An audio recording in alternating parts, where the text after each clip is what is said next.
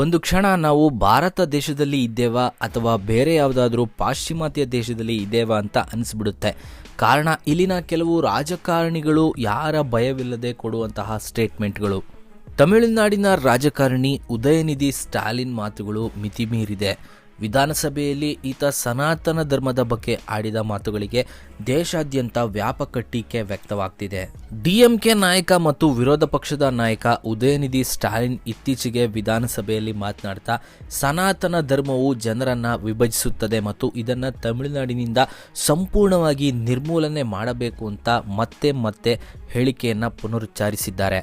ಉದಯನಿಧಿ ಸ್ಟಾಲಿನ್ ಈ ವಿವಾದಾತ್ಮಕ ಹೇಳಿಕೆ ನೀಡುವಾಗ ಮತ್ತು ಒಂದೇ ಮಾತರಂ ಗೀತೆಯ ಬಗ್ಗೆ ಕಳವಳ ವ್ಯಕ್ತಪಡಿಸಿದಾಗ ಎದುರುಗಡೆ ಕುಳಿತಿದ್ದ ಮುಖ್ಯಮಂತ್ರಿ ನಟ ವಿಜಯ್ ಅವರು ಯಾವುದೇ ಪ್ರತಿಕ್ರಿಯೆಯನ್ನು ನೀಡದೆ ತುಟಿ ಪಿಟಿಕ್ಕನ್ನದೆ ಮೌನವಾಗಿ ಕುಳಿತಿದ್ರು.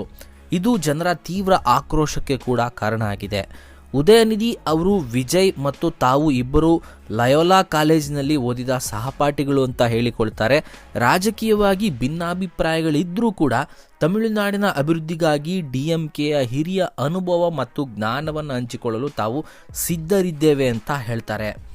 ಇನ್ನು ಪ್ರಮಾಣ ವಚನ ಸ್ವೀಕಾರ ಸಂದರ್ಭದಲ್ಲಿ ಒಂದೇ ಮಾತರಂ ಗೀತೆಯನ್ನು ನುಡಿಸಿರುವುದಕ್ಕೆ ಉದಯನಿಧಿ ಆಕ್ಷೇಪವನ್ನು ಕೂಡ ವ್ಯಕ್ತಪಡಿಸ್ತಾರೆ. 2023ರಲ್ಲಿ ಕೂಡ ಇದೇ ಉದಯನಿಧಿ ಸನಾತನ ಧರ್ಮದ ಬಗ್ಗೆ ಇಂತಹದ್ದೇ ಹೇಳಿಕೆಯನ್ನು ನೀಡಿ ದೇಶಾದ್ಯಂತ ದೊಡ್ಡ ವಿವಾದಕ್ಕೆ ಕಾರಣ ಆಗಿದ್ರು.